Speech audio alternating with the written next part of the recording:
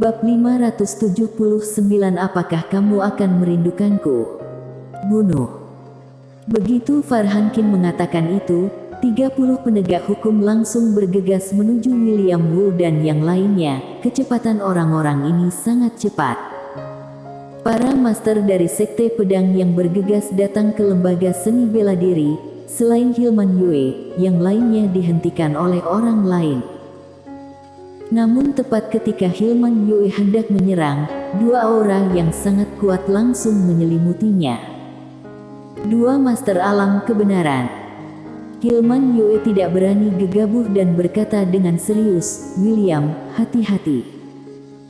Setelah selesai bicara, dia langsung berubah menjadi pedang Tao dan menyerang ke arah dua master alam kebenaran.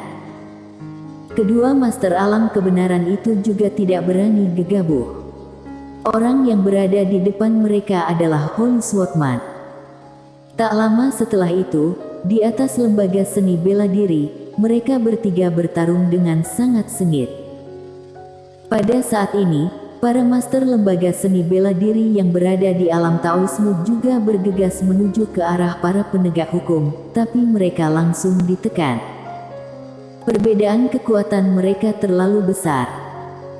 Pada saat ini, sebuah bayangan tiba-tiba bergegas dengan cepat menuju William Wu dan Lin Siye. Kecepatannya sangat cepat dan tiba di depan William Wu dalam sekejap mata. Ekspresi William Wu menjadi muram, dia mengepalkan tangan kanannya dan meninju ke depan.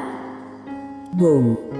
Setelah tinju ini diluncurkan, sebuah kekuatan yang kuat seperti letusan gunung berapi melesat dari tinjunya. Kekuatannya sangat menakutkan. Pada saat ini, bayangan di depan William Wu juga tiba-tiba meluncurkan tinjunya. Pukulan yang sangat biasa. Namun setelah pukulan ini dikeluarkan, kekuatan yang dilepaskan oleh tinju William Wu langsung menghilang tanpa jejak. Saat berikutnya, William Wu segera dibuat mundur. Bayangan itu tidak mengejar William Wu, melainkan menyerang Lin Siye yang tidak jauh dari sana. Setelah melihat bayangan itu bergegas menuju ke arahnya, Lin Siye tidak ada ekspresi dan tidak takut sedikit pun. Tepat saat bayangan itu mendekati Lin Siye, sebuah tombak panjang tiba-tiba muncul dari sampingnya. Tombak panjang itu seperti listrik dengan membawa suara yang tajam. Bayangan itu terpaksa berhenti, karena kalau dia tidak berhenti, bahkan jika dia berhasil menangkap Lin Siye, kepalanya juga akan tertusuk tombak ini. Ini adalah serangan yang bisa membahayakannya. Bayangan itu tiba-tiba berhenti, tangan kanannya diulurkan ke kanan dan langsung menghadang tombak panjang dengan telapak tangannya. Boom! Bayangan itu menghadang tombak panjang itu begitu saja. Kekuatan senjata ini langsung menghancurkan bayangan yang menghadangnya dan bayangan itu menghilang. Itu adalah pria paruh baya berambut panjang. Pada saat ini, bayangan putih melintas di lapangan. Saat berikutnya, sebuah kaki menendang tepat di pegangan tombak panjang. Boom!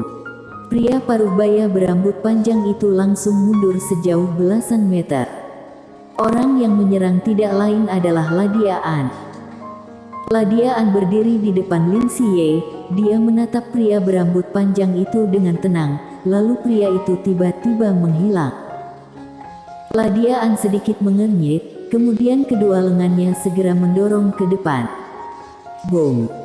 Dalam sekejap, Ladia An langsung muncul di 100 meter jauhnya, tapi saat berikutnya, dia tiba-tiba menghilang. Boom! Di depan Lin Siye, tiba-tiba terdengar sebuah ledakan. Pria parubaya berambut panjang yang bergegas menuju Lin Siye dibuat mundur oleh kekuatan yang kuat. Ladia An muncul di depan Lin Siye lagi. Di sisi yang berlawanan, pria berambut panjang itu menatap Ladia An dengan dingin. Dia tahu bahwa kalau dia ingin menangkap Lin Siye, dia harus menyingkirkan Ladia An terlebih dahulu. Pada saat ini, tangan kanannya perlahan dikepal. Saat berikutnya, dia menghentakkan kaki kanannya. Boom! Tanah langsung hancur dalam sekejap. kemudian sebuah bayangan tiba-tiba muncul di depan Ladiaan. Ketika bayangan itu muncul di depan Ladiaan, muncul satu demi satu bayangan aneh di sekelilingnya. Setiap bayangan sangat nyata. Ladiaan membuka telapak tangannya dan sebuah tombak panjang tiba-tiba muncul. Saat berikutnya, dia menyerang dengan tombak tersebut. Bas! Tombak itu seperti naga api, sebuah nyala api langsung melesat dan menyapu segalanya. Boom! Bayangan di sekitar langsung menghilang dalam sekejap. Pada saat yang sama, sebuah sosok dibuat mundur 100 meter jauhnya. Sosok itu adalah pria berambut panjang itu.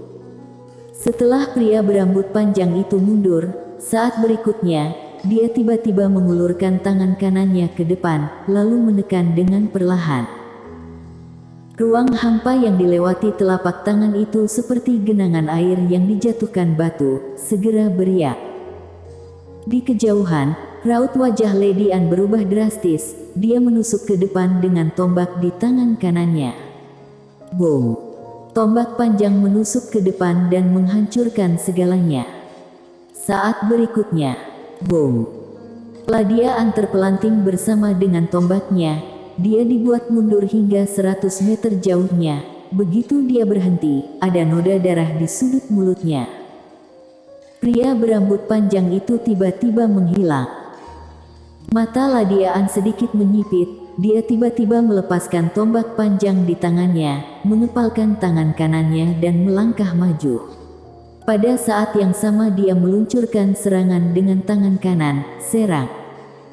Tinjuan melesat keluar. Boom! Ruang hampa di depan Lady Anne runtuh dalam sekejap dan tanah di sekitarnya berubah menjadi debu. Di depan Lady Anne, pria berambut panjang itu dipaksa berhenti. Dia dengan tenang menatap Lady Anne yang berada di depannya. Ada orang berbakat di sini. Lady Anne tidak ada ekspresi, dia hanya berdiri di depan Lin Siye. Di belakangnya, Lin Siye juga tampak sangat tenang. Dia menggenggam tangan kanannya erat-erat dan sebuah kekuatan diam-diam berkumpul. Pada saat ini, di lembaga seni bela diri, suara jeritan terus terdengar. Sangat menyedihkan. Meskipun Sekte Pedang dan lembaga seni bela diri bergabung, mereka bukanlah lawan aliansi Ordo ini. Kalau bukan karena ada berbagai formasi dari lembaga seni bela diri, semua master alam Taoisme dari lembaga seni bela diri pasti sudah gugur sejak lama. Di udara, Farhan Qin belum menyerang, dia sedang menunggu. Menunggu Mileye. Mileye sangat pandai membunuh secara diam-diam. Kalau Mileye muncul, orang aliansi Ordo pasti ada yang akan mati, dan setelah membunuh orang, Mileye akan langsung bersembunyi. Dan yang harus Farhan Qin lakukan hanyalah menunggu Mileye muncul. Begitu Mileye muncul, dia harus menahan Mileye. Selain aliansi Ordo, masih ada sekelompok master di luar kota Shenwu.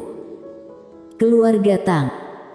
Ketika aliansi Ordo menyerang lembaga seni bela diri, mereka sudah datang. Selain Lydia Tang, ada Edward Tang dan Aldi Tang juga. Di belakang ketiganya, total ada 30 ksatria keluarga Tang, semuanya adalah master alam Taoisme. Di samping Lydia Tang, Aldi Tang berkata dengan suara rendah, mengingat saat itu ketika Jody Zhou dari lembaga seni bela diri masih hidup, betapa hebatnya lembaga seni bela diri. Satu orang bisa membuat keluarga Tang dan aliansi Ordo kewalahan. Tapi sekarang, setelah mengatakan itu, dia menggelengkan kepalanya dan tidak melanjutkan perkataannya. Edward Tang berkata sambil tersenyum, saat itu bukankah klan Taiko yang begitu kuat pun lenyap juga? Orang-orang mengatakan nasib dikendalikan diri sendiri. Sebenarnya, itu semua omong kosong. Di hadapan takdir, siapa yang bukan manusia fana? Aldi Tang tersenyum, kakak kedua, aku selalu memiliki firasat, di generasi muda keluarga Tang, selain kakak ketujuh, kekuatanmu seharusnya yang paling kuat. Stephen Tang. Setelah mendengar ini, Lydia Tang sedikit mengernyit. Tidak ada seorang pun di keluarga Tang yang tidak tahu dengan orang ini. Orang ini disebut orang yang paling menakutkan dari keluarga Tang setelah Dimas Mu, tapi dia tidak tertarik dengan posisi calon kepala keluarga, jadi dia meninggalkan keluarga Tang untuk berkelana sejak dia masih kecil, bahkan ketua klan pun tidak bisa berbuat apa-apa padanya. Hal yang perlu disebut adalah Tuan Muda Stephen Tang ini berada di urutan kedua dalam daftar seni bela diri. Edward Tang terkekeh, "Oh Stephen." Boom. Pada saat ini, suara keras tiba-tiba datang dari bawah. Mereka bertiga menarik kembali pikiran mereka dan melihat ke bawah.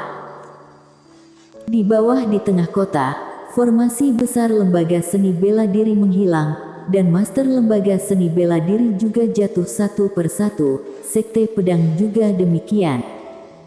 Di dalam lembaga seni bela diri, Lydia An melirik ke kanan dan raut wajahnya langsung muram. Situasi lembaga seni bela diri saat ini sangat buruk, kekalahan hanya masalah waktu. Pada saat ini, William Wu yang sedang bertarung di kejauhan tiba-tiba mengirimkan suara dengan energi misteri, "Lydia, bawa Lin Siye pergi bersamamu." Bawa Lin Siye pergi. Tidak hanya Lydia An mendengar perkataan ini, tapi Serjan Mo dan Wina Lian yang tidak jauh juga mendengarnya. Sangat jelas, William Wu ingin melindungi para jenius dari lembaga seni bela diri. Pada saat yang sama, dia juga merasa sudah tidak ada harapan. "Pergi." Lydia An menatap Lin Siye, "Apakah kamu mau pergi?" Lin Siye menatap Lydia An, "Tidak.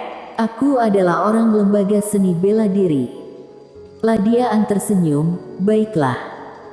Setelah selesai bicara, dia melihat ke Serjan Mo dan Wina Lian yang tidak jauh. Serjan Mo merenung sejenak, lalu mengangkat kepalanya dan melihat ke arah yang tidak jauh. Matanya perlahan ditutup. Saat berikutnya, kekuatan yang kuat tiba-tiba terpancar dari tubuhnya. Di atas langit, Farhan Qin menatap Serjan Mo yang tubuhnya mulai bergetar hebat. Pada saat yang sama, cahaya merah aneh memancar dari tubuhnya.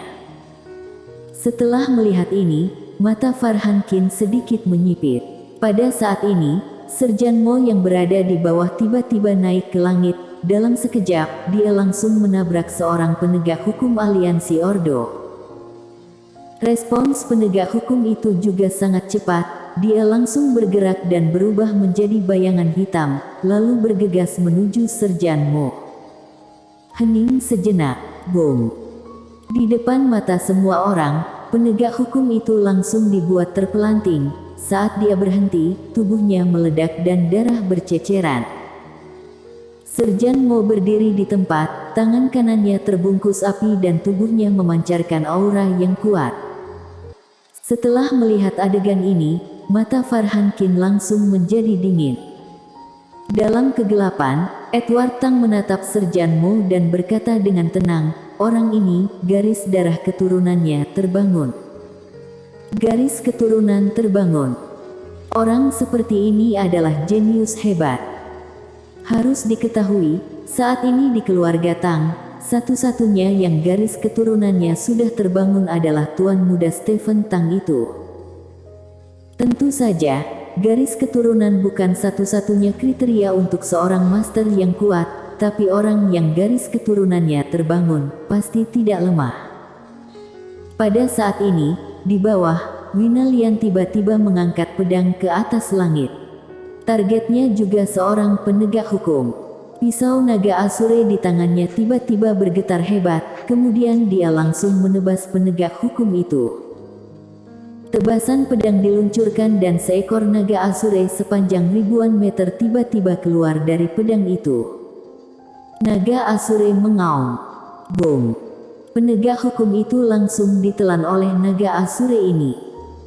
Di langit kota Senwu, naga Asure melayang-layang, satu persatu tekanan naga terus menekan ke bawah.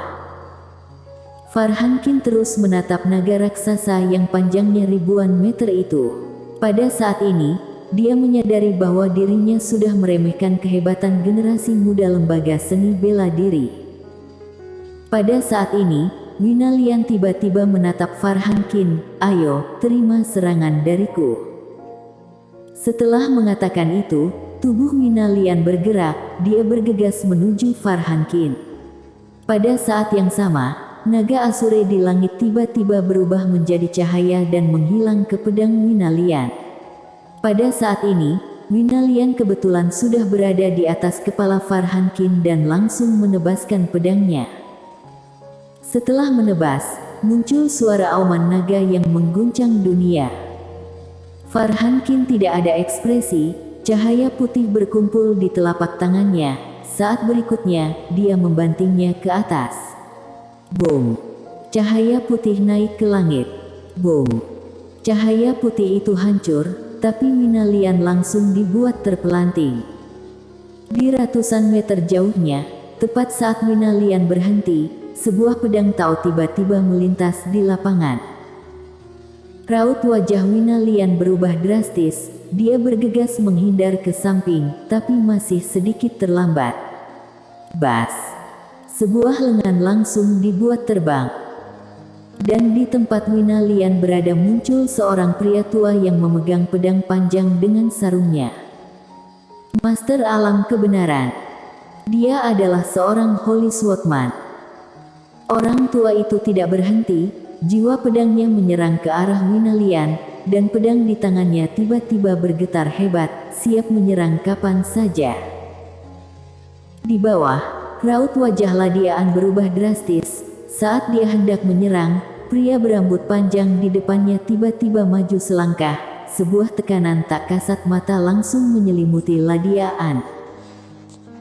Di udara, setelah jiwa pedang orang tua itu menyerang Wina Lian, dia menghentakkan kaki kanannya dengan pelan. Sebuah pedang tiba-tiba terbang keluar dari sarung pedang di tangannya dengan sangat cepat. Tidak jauh dari sana, Wina Lian tahu bahwa dia tidak bisa mundur lagi. Dia segera menebas ke depan dengan pedang di tangan kirinya. Serangan pedang datang. Boom! Pisau naga Asure bergetar hebat, tangan kiri Wina Lian langsung hancur dan darah berceceran. Pada saat ini, cahaya pedang Tao lain melintas di lapangan, menunjuk langsung ke alis Wina Lian. Pada saat ini, Wina Lian tahu bahwa dirinya tidak bisa menghentikan pedang ini. Dia menutup matanya perlahan dan berkata dengan pelan, "Mileye, setelah aku mati, apakah kamu akan merindukanku?" Serangan pedang datang. Bas! Darah berceceran. Bersambung.